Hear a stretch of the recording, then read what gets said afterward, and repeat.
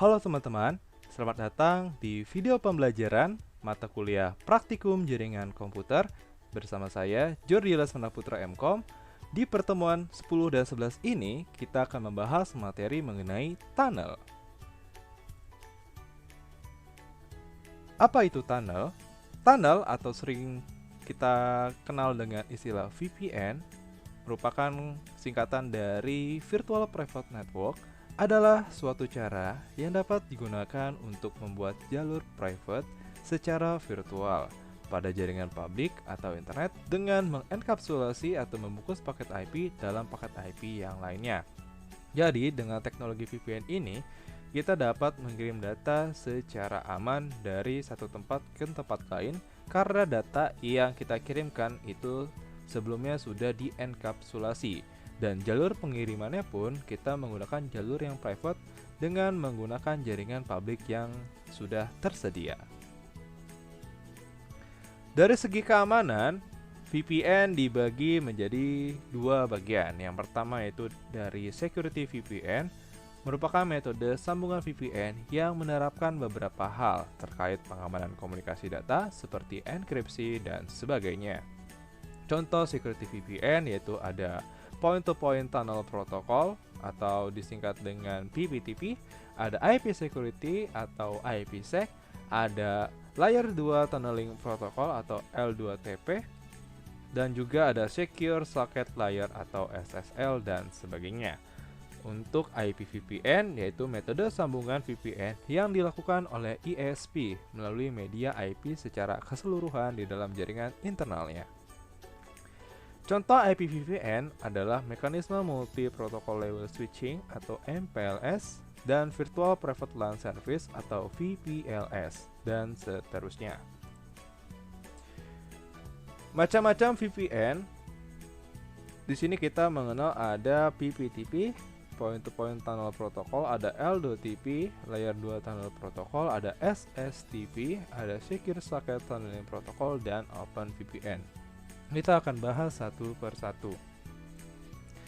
Dimulai dari Point-to-Point Tunnel Protocol. Nah, PPTP adalah tipe VPN yang paling sederhana dalam konfigurasinya dan fleksibel karena dari sisi klien bisa menggunakan operating system apapun. Makanya PPTP ini dari segi konfigurasinya sangat sederhana sekali. Untuk komunikasi PPTP menggunakan protokol TCP port 1723 dan menggunakan IP protokol 47-GRI untuk mengenkapsulasi paket datanya. Dari segi network security, yang digunakan untuk proses autentikasi PPTP pada mikrotik seperti PAP, CHAP, MS-CHAP, dan MS-CHAP 2. Nah, di sini teman-teman bisa melihat kurang lebih topologi jaringan si PPTP. Jadi antara remote client, di sini ada Office B dan ada Office A. Dia menggunakan jalur private, di mana dari sisi klien ini bisa mengakses LAN A dan LAN B hanya dengan meremote si mikrotiknya.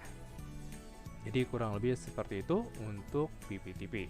Kita lanjut ke yang kedua.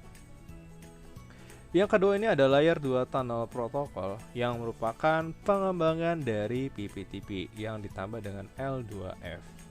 Secara network security itu sama dengan PPTP, tapi untuk komunikasinya menggunakan UDP, portnya 1701. Biasanya untuk L2TP ini dikomunikasikan dengan IPsec menjadi L2TP IPsec, yang dimana keamanannya lebih tinggi dari PPTP. Nah, untuk topologinya kita dapat lihat di sini, dimana di sini ada laptop, lalu di sini ada internet rumah ya dengan IP public dan lokalnya, di sini ada internet, dan di sini ada office. Jadi kurang lebih seperti itu dengan tingkat keamanan yang lebih tinggi. daripada PWTP. Dan biasanya tadi ya sudah dijelaskan kalau untuk konfigurasi L2TP ini dikombinasikan dengan IP security. Oke, selanjutnya yang ketiga ada Secure Socket Channeling Protocol, yang dimana SSTP ini membutuhkan sertifikat SSL di masing-masing perangkat, kecuali kalau keduanya menggunakan router OS. Nah, SSL ini biasanya juga kita lihat kalau di website itu ada yang kita kenal dengan HTTPS. Nah, HTTPS itu biasanya dia sudah ada yang namanya sertifikat SSL, jadi lebih secure si websitenya. Lalu untuk komunikasi SSTP menggunakan TCP port 443 SSL, dan harus memastikan clock sudah sesuai dengan waktu real jika menggunakan sertifikat, menyamakan waktu router dengan real time, bisa dengan fitur NTP client.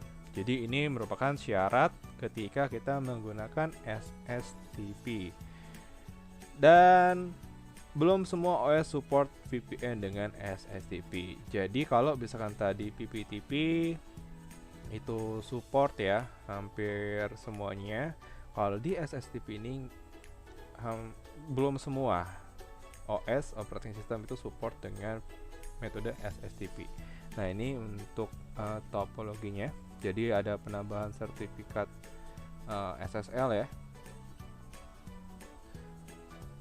Lalu antara sisi klien dan server bisa saling bertukar data melalui koneksi SSTP tunnel. Dan yang keempat atau yang terakhir yaitu ada OpenVPN.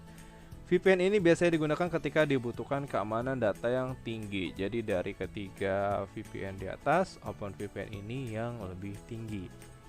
Untuk komunikasinya menggunakan UDP port 1194 dan dibutuhkan sertifikat pada masing-masing perangkat untuk bisa terkoneksi.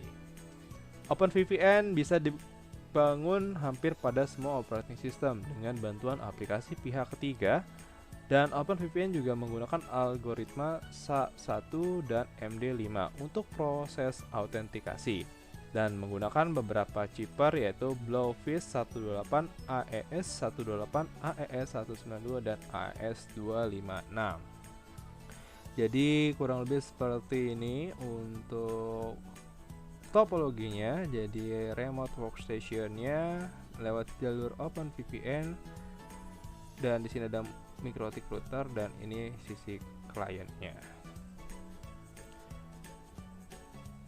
Nah, kurang lebih seperti itu untuk tunnel overview di materi pertemuan 10 dan 11 ini.